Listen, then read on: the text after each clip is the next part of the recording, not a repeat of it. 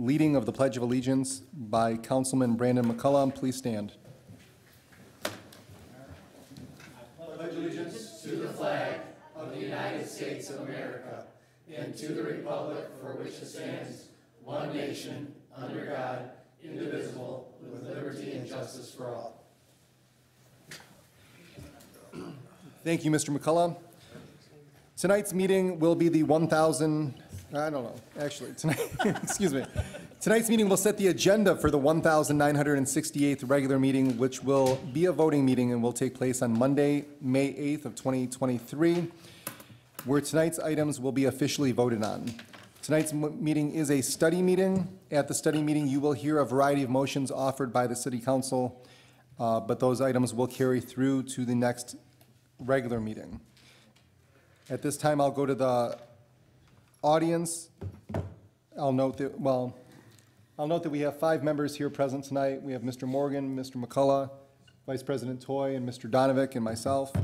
Mr. Barr and Miss McIntyre are out of, they're on prior engagements, I believe work-related tonight, so they're not able to join us.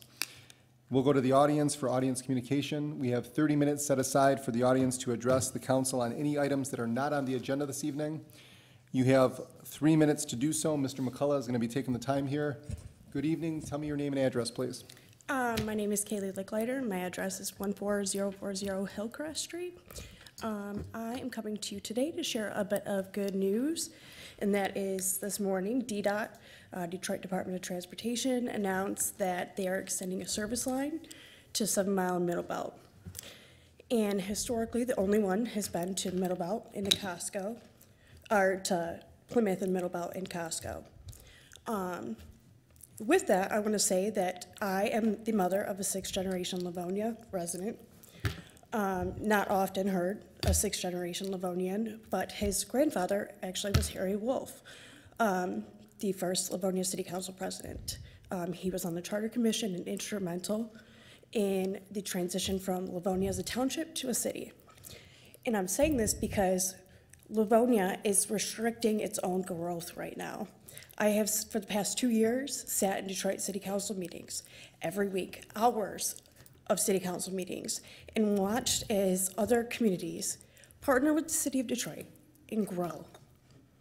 There's been tremendous success in other areas, neighboring communities. They're experiencing growth and great things happening, but I'm not seeing it here. And so I'm concerned. When I look back at what my son's grandfather did to move Livonia forward, there were no houses, so we built hundreds of them in the city of Livonia.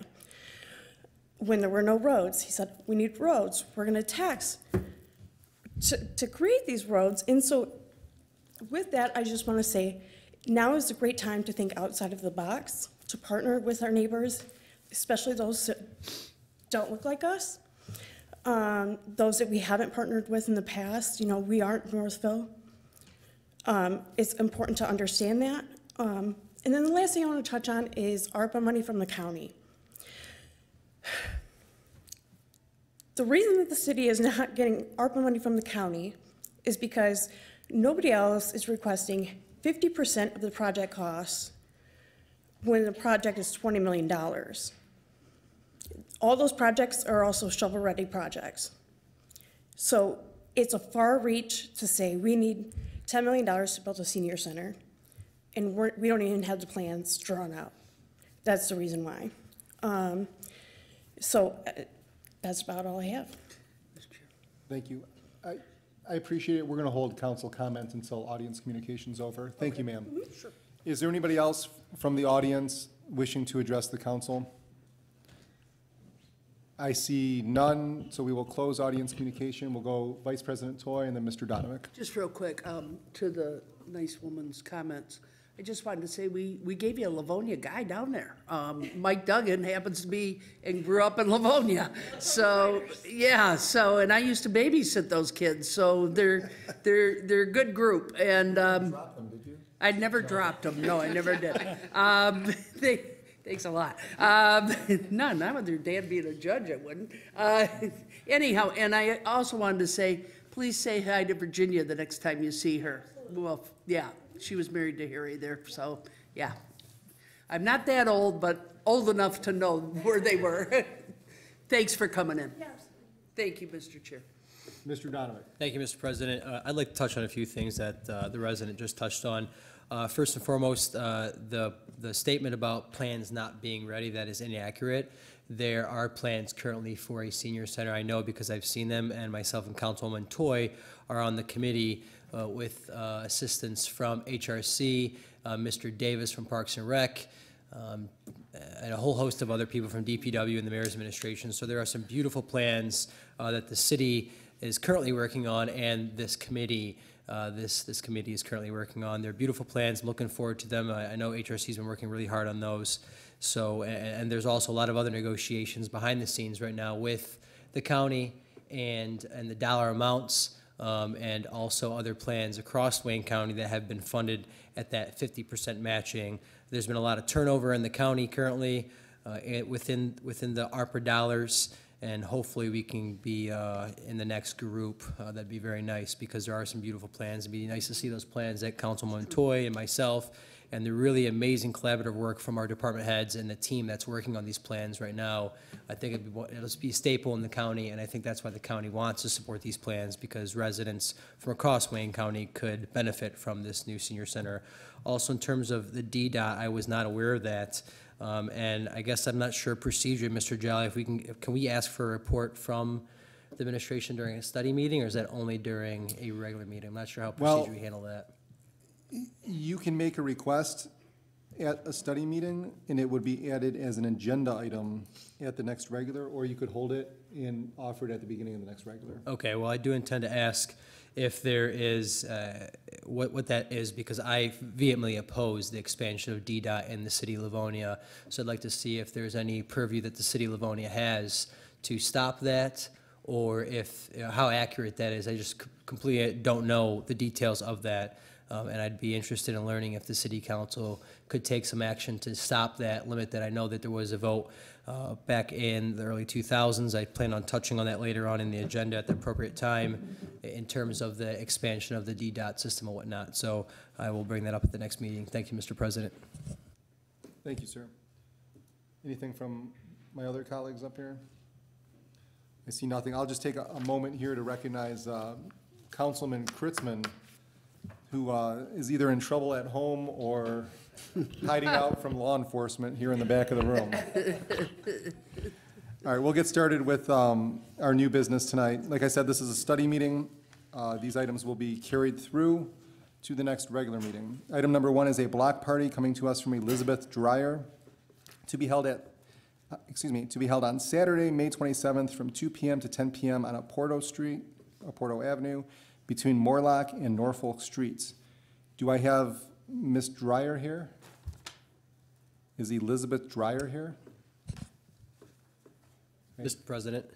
Mr. Donovic? Thank you, Mr. President. I'd like to offer an approving for the next regular meeting, and hope that we can make contact with Ms. Dreyer so that Ms. Dreyer is able to come before the next council meeting to give us a little bit of information. But in lieu of not delaying their party, it'd be nice to sit there and at least talk to them, but give them an approving for now. Sounds good. Is there any audience comment on item number 1? I see none, so we have an approving for the regular, and we'll make a note to contact Ms. Dreyer. Item number 2 is a block party coming to us from Melissa Walker to be held on Saturday, June 3rd from 1 p.m. to 10 p.m. with a rain date of June 10 on Hillcrest between Livonia Crescent Circle South to Livonia Crescent Circle North. Is Melissa Walker here? Oh, hello. Come on up to the podium. Tell us your name and address and just a little bit about your event. Hi, my name is Melissa Walker. I live at 14176 Hillcrest, and I just think it's time that we meet our neighbors, get involved, and just celebrate life in general. Always good to do. Yes. I think you might still have time to apply for a Livonia neighborhood grant Nice. if this is a first-time block party. Yes, sir, it is. So you might want to look into that. We might be able to give you up to $500 to get the party kicked off. Wonderful. Okay? Thank you. Are there any questions or motions from the council? Mr. McCullough? Anytime you have a party just to celebrate life, I would be more than happy to offer an approving You're for all consent. welcome to attend if you I wish. want to know more. I'll be there for sure. Nice. Uh-oh. And then the signage, the grant, wasn't that your brain trust on that? I want to give, It was the one good idea I think I had. there you go. It was a great idea. Just to get parties started, right? No. Right. Okay, we have approving for the regular, For the consent. yeah, excuse me, for the regular meeting on consent. Is there any audience comment on item number 2? You have a comment on item number 2? Come on up. If you don't mind stepping to the side for just a moment, ma'am. Okay. This is actually my neighbor, so I just wanted to express support for it and also thank her because she is responsible for cleaning up any debris on our road is along the freeway. She's been an excellent neighbor. Awesome. Always good to hear. Love it. Thank you. All I right. do it because I love my community, and if we aren't taking care of it, who will? Good for you. Thank you. Just call Jim, he will. Yes. I enjoy it, so, Thank you, ma'am. Thank you. Good luck to your block party. thank you. Okay, we'll move on to item 3, a request to waive the city's noise ordinance from, it says Boyd Rudy, New Rosedale Gardens Homeowners Association to show a family-friendly movie at Meese Park. Dusk until end of the movie on various dates, May 2023 through October 2023. Good evening, sir. I think you were here last year on this, correct? That is correct, sir. All right, tell us how it worked out last year and what you want to do this year. It worked out great. We showed Hocus Pocus last year, right before Hocus Pocus 2 came out. So we had about 100 people come out, so we had a great turnout. And really just hoping to build on that this year. We'll be going from May all the way through October with everything from Minions Rise of Gru to start us off to Encanto, Monsters University, Ant-Man and the Wasp, Quantumania. So we'll have a blow-up screen, we'll have treats for the kids and waters and juice boxes. Sounds good. Council, questions, motions? I think Ms. Toy is offered an approving here. She's real excited about those Disney movies. Is that for consent, Ms. Toy? Yes, please. That'll be on consent. Is there any comment from the audience on item number 3? I see none. You're all set. Thank you for organizing this on behalf of the community. My pleasure. Item number 4 is a request to extend waiver use approval to the new owner, Chelsea Gibson, petition 2018-040209, to operate a child daycare center, Kids Kastle Learn and Playcare LLC, located on the south side of 7 Mile Road between Perlingbrook and Merriman Roads, 309317 7 Mile Road in the northwest quarter of Section 11, citing Council Resolution CR 354-18. Is Ms. Gibson here? Yes, Hello, sir. Ms. Gibson. Hello, good evening, everyone. How are you doing to be tonight? here. Tell us what you're wanting to do here. Yes, I'm trying to open a child care facility. I am in process of my licensing for the state of Michigan. Of course, I want to follow the regulations and city's ordinance for approval for my child care center. This area is actually a very nice, quiet area, and it seems very, very safe for the children. My number one priority is for the safety of the children. It has a beautiful outside area. It's fenced in about 2,500 square foot because the building itself is 2,500 square foot. It's pretty much turnkey. My knowledge from the landlord, it was a previous child care center before COVID, but COVID hit, and so they had to close down. So it's been vacant since then, and of course, with my luck, I find it, and I live in Redford, Michigan, but Livonia has always been like my top choice of if I ever wanted to live somewhere or start a business there, just because I love the community so much. Again, I will be approved for up to 50 children, but I want to keep it for my the square footage, just because I may not have that much room for that many children, but I want to just enroll as many as possible that I can for the ratio. I will be the director in my center. I'll be working there as well. So that's what I pretty much want to do. I've been in childcare for about 10 years now. I've worked with children from 6 weeks to 18 years old. I'm an employee of the state of Michigan at Hawthorne Center. So I love children. I am in school to get my director's, my childcare associate degree. I am just so excited and ready to move forward. We're happy to hear it. I got a quick question. Yes.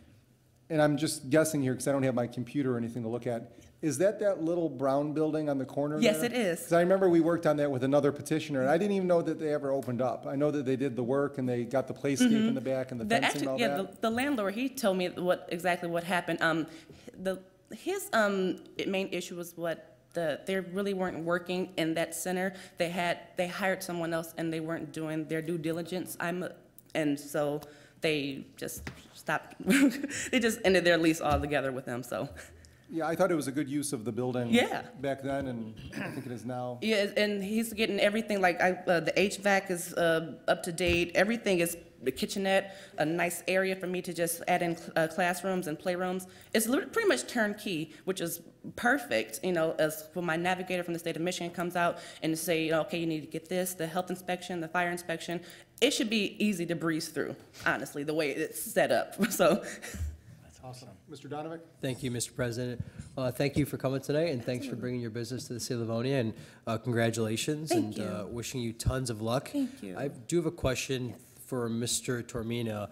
In terms of limiting the amount of occupants in the building or children in the building, is it a state law that the petitioner can only have, let's just say X, I know she referenced the number 50. Do we have something in our ordinance for childcare centers that say you can only have X amount of children per square footage or whatnot? Is that a local ordinance, or would that be a state-driven ordinance or state-driven law? Well, there would be capacity limits for the building code. There's nothing as part of the zoning regulations unless this body wanted to restrict the number of children being cared for. But it is something that the state determines based on the size of the facility, the size of the playground, the parking, and all of those requirements. Greenmead, and to the petition, I know you referenced 50, so you think 50 is what you're saying that the state will allow you to do, but you don't anticipate 50 I children? actually just applied because, I applied for as many as I can get, I actually have the State of Michigan Child Care Licensing Rules book right in front of me. So it is according to any per square footage and the amount of the space that will allow me for occupancy. But I applied for, because I actually plan on opening more than one center. So I want to, apply for as many children as I can just to get, cared for, Child care is very, very needed, and like I said, the state of Michigan is, they're pushing to open as many child care centers as possible. And I want to be one of those leaders to, help, get that kind of, Great. Well, Yeah. welcome to the city of Livonia, and I'd like to offer an approving and consent if there's no objection from my colleagues. Thank you. Just remember, we're approving your first one. Okay. Is there any audience comment on that? We have an approving for consent, was that? I don't see any audience comments. So you have an approving on consent. You don't have to come back. You're all but assured to pass at the regular, and you'll receive a notification in the mail. Oh, goodness. That's it? I'm sorry. Thank you so much. Thank you, Oh, ma'am. my goodness. You guys, thank you so very much. Have a good evening. You as well. You just made my Wish day. everybody was this happy when they came up here. Oh, my goodness. Thank you. I think she should move to the city of Livonia and vote for us. Really? Item number 5 is a signed petition coming to us from the Planning Commission, petition 202303 SN01, submitted by Metro Detroit Signs on behalf of Pentagon Center Condominium, requesting approval to replace existing ground signs with larger non-conforming panel signs at 19500 Haggerty Road, located on the east side of Haggerty Road between 7 Mile Road and Phillips Road in the southwest quarter of Section 9. Good evening, sir. Your name, please? Good evening. My name is Paul Dieters. I'm with Metro Signs and Lighting, 11444 Colts Avenue in Warren. Okay. Mr. Tormina, do you wish to kick us off here, or do you want him to do it? I can provide some very brief comments. I think the council and everyone is familiar with the AMC Theater Complex. It's also referred to as Pentagon Entertainment Campus. These are the signs that you see both on 7 Mile and on Haggerty Road. They would like to replace those signs. The new signs would look like this. Both signs would be equal size, roughly 12 feet in height, 49 square feet in area. They are larger than what exists today. These will have to go to the Zoning Board of Appeals should they receive the approval of City Council. Planning Commission has already reviewed them and is recommending approval of the sign package presented to you this evening. Thank you. I'm going to go to Mr. McCullough. Just real quick, is that an appropriate rendering? Would that be the colors? Yes, it is. They're all going to be sort of a dark or rich brown color with a contrasting white backdrop. Okay, I like that. Mr. McCullough? Thank you, Council President. Through the chair to Mr. Tormina, just a quick question. Obviously, asking for this variance, this would have to go to the ZBA. Correct. Do we have a lot of these type of requests that have been approved throughout the city that you can touch base on, if you know of any?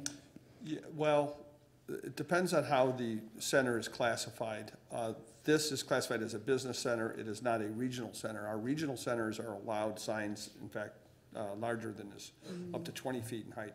So if you look at Millennium Park, if you look at Livonia Marketplace, Wonderland Center, all of those have signs larger than this one. Okay. I think what this is a large property, probably as large as some of the ones I just mentioned, but because of the number of businesses is only 6 businesses or 7, it doesn't qualify as a regional center, and hence it's subject to a smaller sign allowances. No, and thank you for that. I think the rendering's great. I'm hesitant on 12 feet. For that, I know there's nothing on the table. I'd like to offer an approving on regular, if I could. Thank you. Mr. Donovic? Thanks, Mr. President. Thank you to the petitioner for being here tonight. I originally kind of had some of the same concerns that Council McCullough had, but I drove around the city, and then to Mr. Tormina's point, we do allow for the regional centers up to 20 foot. So I'm not so worried about 12 feet. I do think it's quite the enhancement for that area. I mean, you look at that entire park right there, and there's multiple businesses, and the current signage is not very good, and it's been there for a very long time. I was watching the Planning Commission meeting. Could you shed some light back on, I know there was a lot of discussion based on the future of additional signage for the hospital. Can you kind of elaborate on it, touch on that, bring us up to speed on what took place in that meeting? Sure. Are you asking about a different topic? No, because the signage, actually, there's an opening, I believe, on the signage for something future, and will that adjust the height of the sign if you minimize that now, or? No, sir. There's a blank panel at the bottom of the sign. There is room for one more business to go in there. I think it's the Bahama Breeze actually takes up 2 spaces right now. That's what it would be for. What came up at the Planning Commission meeting is we asked the other tenant of the center to come along with, Beaumont came in with us, and didn't want to throw any surprises at the board. Just say really what we tried to do was take a look at a design for the entire campus so that signage that Beaumont would be looking for, they don't have any entrance along Haggerty Road right now. It's very difficult to figure out how to get back to the hospital from there. What we tried to do with the owner, Jonah Development, is to think of something, a comprehensive package where it would be complementary, and we just wanted to alert the Planning Commission that that was something that would be coming down the road so that we wouldn't appear again in another couple months. And I do appreciate kind of taking the initiative there and talking about that. I know there's a lot of history on this site with some other details in the past. So, but I think it's a well-needed enhancement, and I'm looking forward to hopefully they're approving and getting that done. Thank you, Mr. President. Yeah, I'm glad to hear that they're working together at this point, because we went through quite a lot of hoops, including the addition, and I know it's got nothing to do with you, but the addition of a traffic light on 7 Mile to accommodate the hospital going in. And it was all of our desires that could have been avoided. So it's good to hear that they're talking now.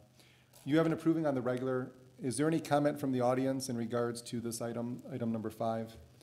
I see none. So if you could come back on, I believe it's May 8th, we'll vote at that time, okay? I sure will. Great. Thank you, sir. Thank you for your time. Item 6 is a request for authorization to purchase one 2023 Ford Transit 350 high roof 14-passenger van through the State of Michigan bid process from the Livonia Housing Commission for use by the Livonia Community Transit from budgeted funds. Good evening, ma'am. Good evening, Felicia Cross from Livonia Community Transit. Yes, I'm here to request approval of a purchase of a new transit vehicle that would replace an older vehicle in our fleet. We typically do this every year. The cost of this vehicle is $98,000, and that money has already been approved through the 2023 budget. So I'm asking again for approval of this purchase. Mr. McCullough? Everything's in order. It's a cooperative bid purchase through the state of Michigan. The paperwork was great. Thank you. I'd be happy to offer an approving on consent. Thank you. We have approving for consent. Mr. Donovic? Thank you for being here tonight. Appreciate it. Really excited, especially after our meeting we had on Wednesday, to talk about your Yes. department getting a much-needed newer vehicle. And before I ask this question, I want to make it very clear that I'm very appreciative of DPW and the maintenance garage of all the hard work they do. I know they're very limited on staff right now, but one of the things we talked about, and I'm going to split them up so that they're appropriate for the agenda items. For this new vehicle, it'd be appropriate to ask, how are you going to maintain this vehicle? Because I know there were some discussions that your department has to, if I understand correctly, you have to hire private mechanic shops to work on your vehicles. So I want to get a better understanding that we're going to invest $90,000 in a brand-new, much-needed vehicle, and our DPW and the maintenance garage are working really hard right now to maintain our fleet of many, many vehicles. Is there a plan in place to maintain this new vehicle that we're going to invest all this money in? Yes, the current plan, we do outsource our vehicle maintenance work to a couple of places, Bill Brown Ford, Fleet Center, A&E Auto, and that's been working very well for us. So we would just continue that unless some other alternative comes to light, but before then. Okay, thank you. Thank you, Mr. President. If there's no other comment from the council, any audience comments on item 6? I see none. You have an approving for consent. Thank you. Thank you. I think that's all you got tonight, right? Thank you. Oh, no, you're good. You're good. Sometimes item number 7, a request to accept the proposal and request for additional appropriation from the Department of Parks and Rec for the Greenmead Ice Rink and Pavilion Design Services with an additional appropriation and transfer from the Historical Commission Fund to cover all associated expenses. Mr. Davis, welcome. Thank you, Council President. That was a lot, and you said it beautifully. We have before you a request to approve the design services for Ice Rink Pavilion at Greenmead Historical Park. We went through the QBS process. We had all 4 of our qualified architectural firms submit proposals. We selected DAG, Detroit Architectural Group. We have Brandon Kritzman here representing them tonight. Again, you have the proposal in front of you. This is the lowest bid for the project at $147,860. This project was already submitted through the Historical Commission, and they approved an additional transfer out of their trust as this was a non-budgeted item for this year. So we have approximately over $400,000 in that account right now that will be used for various projects throughout the years. We replenish that every year, and we feel this is a good use of those funds. Happy to answer any questions that council may have on this. Vice President Toy. Thank you. If I may to Mr. Davis. Mr. Davis, the ice rink, will that be for figure skating, hockey? I mean. Anything an ice rink would be for, yes. Okay, because, all right. So a great example of this project, if you're having trouble visualizing it, is yeah. Dodge Park in Sterling Heights is a fantastic example of what we're looking to do. Okay. It'll be an ice rink, and it'll have a pavilion actually over it. This will be about half the size of a regulation indoor rink. A cooling system that be very similar to what is in place at Eddie Edgar, except Eddie Edgar has a cooling tower, which allows you to run ice when it's 80 degrees outside. This will not have a chilling tower, so ambient air temperature will need to be below 50 degrees for this to operate. So, I'm sorry. oh, Go ahead. so, in other words, when it isn't being used as an ice rink, then is that what we saw in the rendering when you made that proposal to us? That pavilion will be used for other things as well, correct? It could be used again as an event space, as farmer's market space. Okay. This would be an absolute year-round space for Greenmead. Super. And then there'll be some open skate as well, right? I mean, for individuals that maybe don't want to, hold the hockey stick. And, We can set up a do time, things like that. Councilwoman Toy, we can bring you out and open skate whenever you want. Thank you, sir. Thank you. Do I get senior rates by any chance? Absolutely. Yes, thank you. Absolutely. Okay, well, I'll offer to proving then. She's actually curious because she's quite the curler. That's it. That's what I meant. That's a True story. possibility as well out there. Anybody else from the council? President, Mr. Donovic? thank you. Mr. Davis, it's okay with you? Can I bring your architect up? Is he here right now? Yes, he is here. Mr. Kritzman? Oh, I've heard of this guy. In honesty, I was trying to avoid this, but Hello? So I saw Mr. Kritzman's attempt to make an ice hockey rink in his backyard. Yeah, did not, it kind of floated away. It's our intention to draw much better plans this time around. Good evening, Council. Brandon Kritzman, Principal at Detroit Architectural Group. Thank you for being here this evening, Mr. Kritzman. How may I be harassed this evening? As the architectural lead on this, what is your, what are you imagining for this site? I mean, if you, with your architectural mind, what are some of the creative geniuses you are coming up with? You're very, very good at what you do, and the city of Livonia is very fortunate to have some of your 10-year experience creating this site for us. So could you kind of give us your architectural, you know, futuristic ideas for this place? Well, I appreciate the unwarranted compliments. I think the most important aspect of this is that you have Greenmead Historical Park, which exists in its current state and has recently been the subject of an extensive master planning process that has been adopted by council and Parks and Rec and the other bodies involved. So that has helped set the direction that Greenmead will be evolving into over the next, call it, decade or two.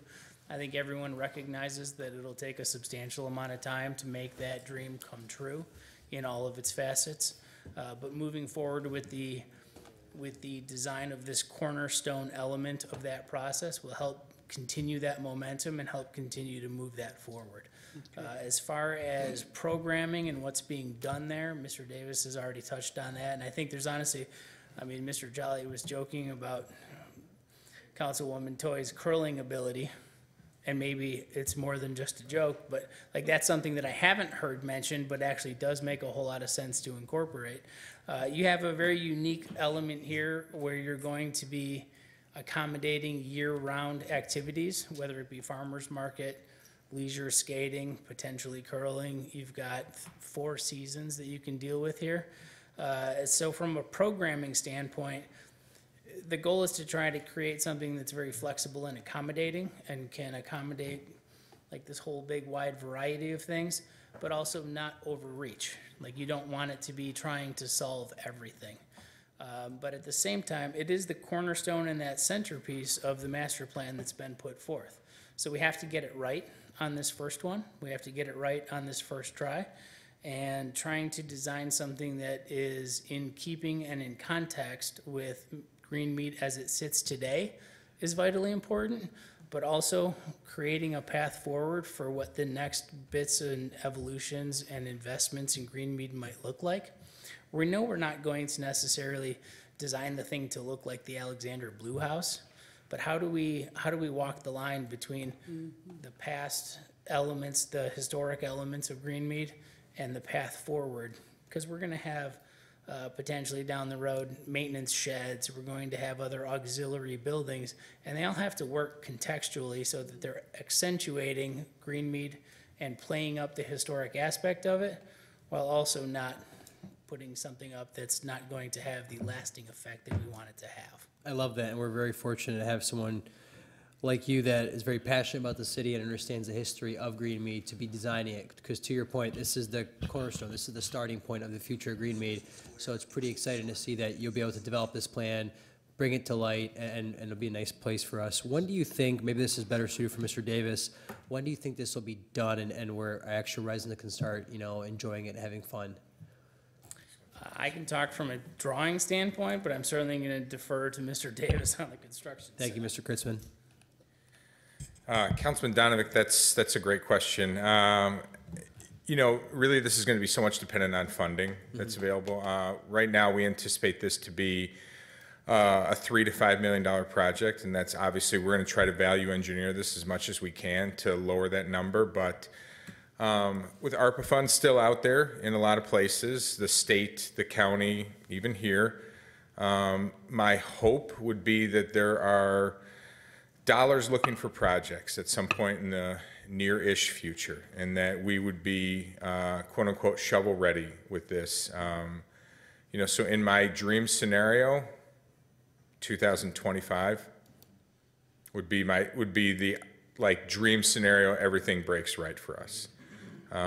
Certainly, if you know, we had a corporation or a private benefactor come forward, if someone wants to win the lotto and name an ice rink after them at Greenmead, we certainly would be open to that. Councilman McCullough, potentially. I mean, I think he'd love to skate at the McCullough Rink. It'd be pretty awesome. It would be.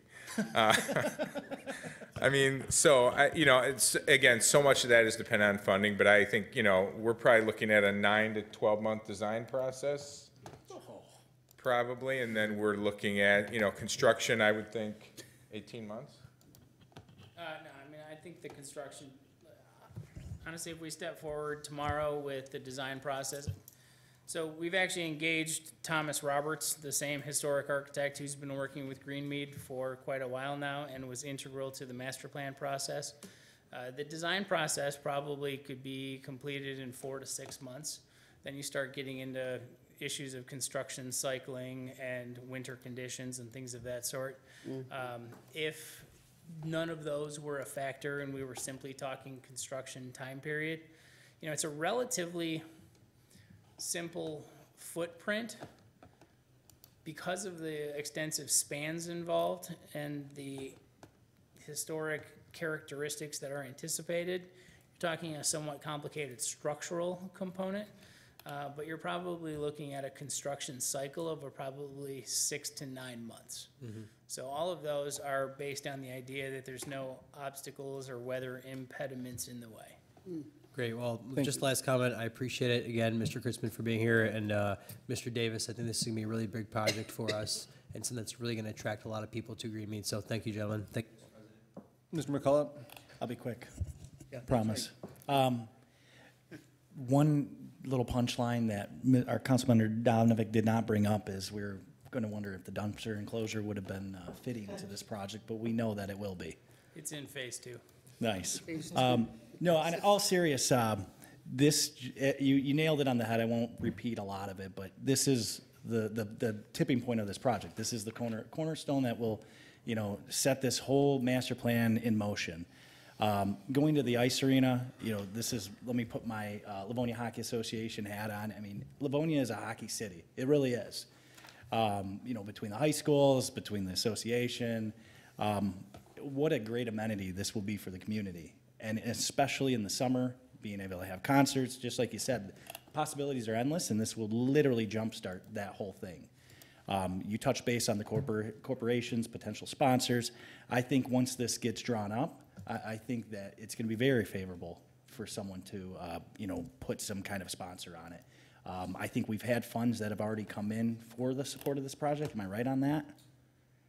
We did have the Hardee's Trust donate $30,000 to kickstart this, so it did pay for the initial scoping document more than, and let's say $20,000 of this design that's before you, and those funds were deposited in that historical trust account that we're asking you to approve a transfer from. And I mean, going back to our shake and bake, Brandon, I mean, you get this done in 2 months. I'm just messing. Take your time on this, make it right. Good luck, and looking forward. We do have an approving on the table. Councilwoman Toy? We do. Cool. Yes. Ms. Toy has a comment. Sorry. Sure, I was gonna ask about the dumpster too, but we're gonna beat me to it. I just gotta say that its time is way overdue because, you know, the little city of Farmington, when you go down, what is it, Grand River right there? I mean, that place is always packed, whether it's skating, whether it's outdoor venue of whatever. It's just, it's neat to see that community come together and it's walkable and the farmer's market and everything's kind of centralized. And I know when Brandon was on the council, you had a lot of those ideas come forward. I always like the skating by candlelight if we want to go back in time. It's very romantic, and Jim's birthday's Wednesday, so we want to be able to maybe, you know, make a little donation for Jim too for his birthday, you know, birthday donation. I'll pitch in. Well, he'll pitch in, you know. If Jim has I'm gonna enough look to our birthday city attorney candles there on just his to know. cake to light the pavilion. Yes, thank you so much. Okay, so first off, a question for Mr. Davis. In the meantime, Parks and Rec will still be constructing the temporary ice out there in the wintertime, is that correct? Weather permitting, yes, sir. Okay, because that has been a great value-added addition for our community as well. I've actually been on that with Mr. Kritzman as well. So there's that. People talk about, and I'm a fan of getting Livonia Vision 21 and the project scope done. But I really believe that the most important site that we have in Livonia is Greenmead. And we now have a plan for it. I want to commend Mr. Davis, not just for the plan. You're taking actions on the plan. And I hope this is the first of many, many, many things that we're putting out there as part of that plan. You're doing a great job, Ted. Please remember that during budget time. Ted. Kidding. Kind of. Listen, no comment. And then Mr. Kritzman, we love giving you a hard time, but your wisdom is missed in your niche of knowledge. Livonia is worse off with not having you sit up here. Listening's never been a strong suit of yours, but no. All right, we have an approving on consent, is that correct, Mr.? Oh, yes, sir. Yes, All sir. right, do we have any audience comments on this? We don't see it. We'll move on to item number 8. Thank you, gentlemen. Thank you very much. This is a request to extend a contract with ETNA Supply Company, the sole source provider for census meters in Michigan, coming to us from DPW for water meters and supplies in the amount not to exceed $1.5 million annually, citing Council Resolution 128-21. Mr. Rorath. Good evening, Council. Don Rorath, DPW.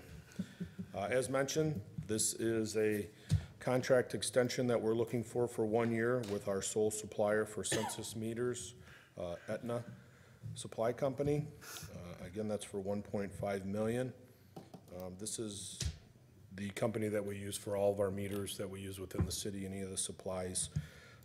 So I won't bore you with everything that's been sent to you, but we do recommend that you authorize the purchase of the water meters and supplies in an amount not to exceed $1.5 million annually from ETNA Supply Company at the unit pricing that is provided. Budgeted funds are available in the water and sewer budget, and waive the formal bidding process in accordance with the Livonia Code of Ordinance, since there is no advantage to the city that would result from competitive bidding. But I would be happy to answer any questions. This is the company that we've used for a while, so. Any motions? So moved. Okay, is that for consent? Consent, if we would. Yeah, it's a sole Okay. source. Yep. Any audience comments on item number 8? I see none. You have a consent for the regular. Thank you. Item number 9 from the Public Works Division for the 2023 Parks Tree and Stump Removal Program from budgeted funds. This is an award of bid. Mr. Rorath? Thank you. The Department of Public Works has taken bids for the removal of trees within the city-owned parks. This is a program that we usually go out for bid every 2 to 3 years on. Currently, we have not been out to bid since 2019, and we are at a point where we really can't wait anymore. So we put this out to bid on BidNet. We had 3 companies that submitted bids, which were opened in March of 2023. It is the recommendation of the department that the contract for the 2023 Parks Tree and Stump Removal Program be awarded to the lowest bidder, Urban Tree Trimming, for an amount not to exceed $58,890, with additional funds being allowed within the budgeted amount of $65,000 for any emergency removals during the season that may come up. Additionally, we would like to list the second lowest bidder, Lim Walker's Tree, as an alternate in the event that Urban Tree Trimming is unable to fulfill the contract obligations. Mr. Morgan? Yeah, I'd like to offer an approving for consent. Mr. President. Thank you, Mr. President. Thanks, Ms. Rohrer, for being here, and thanks for all the work that your department does. I know you referenced giving the second bidder, essentially teeing them up in the event of the first bidder doesn't fall through. I know in the past you've had a difficult time sometimes with some of these contractors not being able to fulfill their obligation. And I know in the past it was usually based around like labor shortages and whatnot. Do you foresee still having that issue with this particular contract this year? Do you think that's going to go away? I mean, you clearly think it might be an issue with the fact that you're referencing the second company. So do you foresee having any of those issues this year? With this particular contract, no, we don't foresee any hiccups along the way or any labor issues. We've basically identified 34 trees that have been targeted that need to come down. So in our best guesstimation, they'll come in and probably knock those out within, I'm hoping, a week. So, no, we're not anticipating that. We've had our fair share of chasing contractors down and doing those types of things, so fingers crossed, but yeah, we think this one will go very smoothly.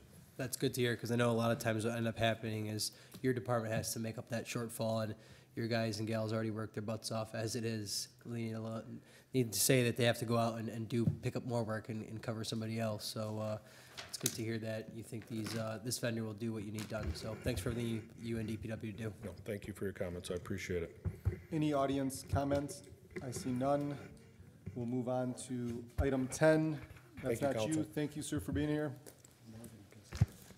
10 is an award of design engineering services from the Engineering Division for the Merriman Road Water Main Replacement Project, Plymouth Road to the CSX Railroad right-of-way, citing Council Resolutions 336-21 and Council Resolution 87-22. Mr. Zielinski. Thank you, Council President and council members. As you recall, back in '22, we had Hubble, Roth, and Clark come before us for a feasibility study. As you know, Merriman Road has a lot of utilities that are in Wayne County right away, a lot of telecoms in the west side. We also have Buckeye Pipeline, and we have complications with the existing sanitary sewer. So we'd ask Hubble, Roth, and Clark to assist in determining what the best location would be to place a new 12-inch water main along that corridor to replace the existing one. After coordinating with Wayne County and several efforts with Wayne County, we actually had them go out and confirm that the abandoned Buckeye Pipeline they had used before can be the location behind the curb to place the water main that we're looking for at this location. With that information, we want to move forward now with the design plans. If you're aware that Hubble, Roth, and Clark was valuable to us back in 18 and 19 when we did the water main replacement along 5 Mile Road between Inkster and Merriman. That was 2 miles there, so did a great job replacing the water main from 1950s, in which we had numerous water main breaks, especially in front of Maryball. This one, obviously, if you look down on the corridor, we've had some water main breaks to the south end of the area, and again, looking for your approval for 2,000 lineal feet of 12-inch water main replacement in the amount of $114,685, and we are hoping again to complete design plans, coordinating with Wayne County, and hopefully in 2024 construct this portion of water main as the weather provides the opportunity in the spring. Thank you. Okay, Mr. Morgan. Yep, I'll offer approving for consent. Thank you, sir. Any audience comments on 10? I see none. Moving on to 11. Request to accept stormwater facilities maintenance agreement from the Engineering Division from Community Financial Credit Union in conjunction with the construction of a storm drain system that provides adequate drainage for property located at 15251 Middlebelt Road in the northeast quarter of Section 23. Mr. Zielinski. As you know, they built that new community financial center last summer. We finally got the as-built drawings and the information for the stormwater agreement, working with Wayne County and our standard agreements. So we're looking for your approval, again, for housekeeping and then an effort to close out the project and get the maintenance agreement recorded for any future maintenance if necessary. Thanks. Mr. Morgan. Yep, I can offer an approving for consent. Okay, any audience comment on 11? I see none. Thank you, Mr. Zielinski. You're doing a great job. Mr. Tormina, you as well. Mr. Bernier, thank you. Ms. Nash, thank you. That concludes our agenda for this evening. All these items will appear on the May 8th regular meeting with the direction offered this evening. We will go back to audience comment. Is there any audience comment for the council?